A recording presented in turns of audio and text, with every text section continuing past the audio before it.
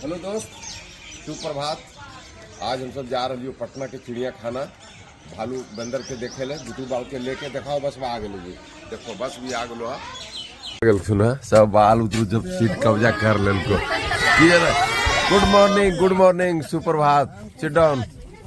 आ गए फतुआ चाय को 12 रुपये कप।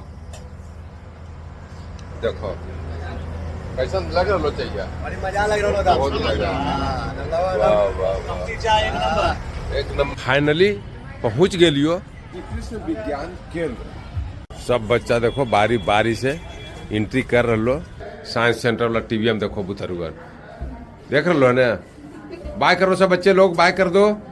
टीवी में तुम लोग आ गया, सब लोग देख रहे। वाह wonderful, imaging of fantastic Golghar. आइए आप सबको ले चलते हैं पटना का जू, यानी संजय गांधी जैविक उद्यान। देखा शेर के, देखा है बुतरू, देखा देख लिए। अच्छा देखो आग लोहा हमारे विधायक जी के तरफ से सबके लिए नाश्ता पानी की व्यवस्था हो गलो।